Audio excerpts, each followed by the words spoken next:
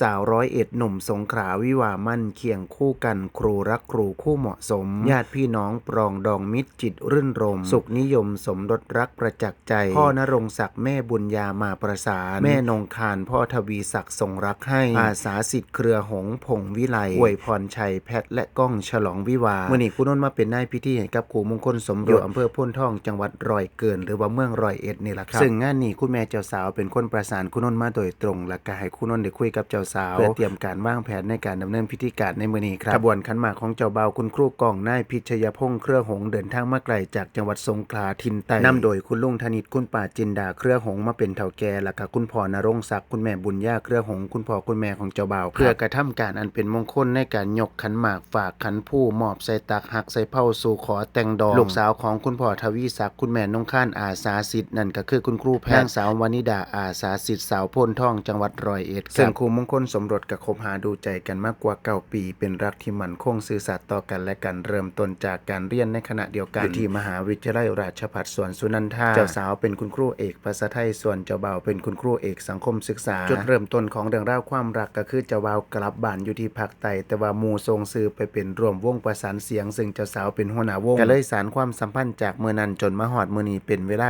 9 ปีกว่าต่างคนต่างมีความมั่นคงในชีวิตรับราชการครูทั้งสองแล้วก็เลยตกลงปลงใจเกี่ยวดองเป็นท้องแผ่นเดียวกันเกิดงานมงคลพิธีวิวาห์ในมื้อนี้ขึ้นครับและเมื่อเจ้าบ่าวตัดสินใจมาเป็นเขยอีสานพิธีการต่างๆก็ดำเนินไปแบบงานกินดองอีสานบ้านเฮานี่ล่ะญาติผู้ใหญ่ที่เดินทางมาจากภาคใต้เมืองสงขลาสุราษฎร์ธานีก็ได้แลกเปลี่ยนเรียนรู้กับนายพิธีเพื่อสร้างความเข้าใจในการดำเนินพิธีการต่างๆนี่อาจสิเป็นข้อดีข้อหนึ่งในงานกินดองและมีนายพิธียิ่งแล้วเป็นงานที่มีความแตกต่างทางพหุวัฒนธรรมบ่ว่าสิเป็นเหนือมาแต่งอีสานภาคอีสานรับเคยใต้เคยภาคกลางก็สิมีนายพิธีค่อยเชื่อมประสานอธิบายความเข้าใจเฮ็ดให้พิธีการราบรื่นสวยงามขนาดว่างานกินดองภาคอีสานนำกันคนละพื้นที่คนละจังหวัดก็ยังมีขั้นตอนประเพณีแตกต่างกันออกไปแล้วกันในงานมื้อนี้คุณนนท์ก็ได้ความรู้ใหม่ว่าเวลาผ่านประตูเงินประตูทองของพี่น้องภาคใต้นอกจากเจ้าบ่าวต้องทำภารกิจที่ประตูกันขึ้นมาแล้วก็ต้องทำภารกิจเพื่อรับซองจากเฒ่าแก่พร้อมและพิธีการในคณะนี้ก็ผ่านการเจรจาสู่ขอพิจารณาสินสอดสวมแหวนแลกแหวนซึ่งกันและกันแล้วเรียนเชิญญาติผู้ใหญ่พ่อแม่เฒ่าแก่ของมาลัยมงคลสวมมงคลแฝดและกระเจิมหน้าผากจากนั้นก็เป็นหน้าที่ของอีพ่อพราหมณ์กระทำราบาสีตามหีตามคล้องรายงานก็อาจสิเห็นดราม่าเรื่องของการนั่งในพิธีแม่นบ่ครับงานนี้บ่เกิดขึ้นแน่นอนเพราะว่าอีพ่อพราหมณ์และเจ้าภาพได้มาดูสถานที่พร้อมกันตั้งแต่ตอนบรีฟคิวแล้วครับก็เป็นแนวทางให้ว่าที่ครูบ่าวสาวครูต่อไปในการจัดการจัดงานเด้อครับคันเรียนเชิญอีพ่อพราหมณ์เพิ่นมาแล้วก็สามารถแจ้งเพิ่นได้ว่าดาวเพดานอยู่ทางใด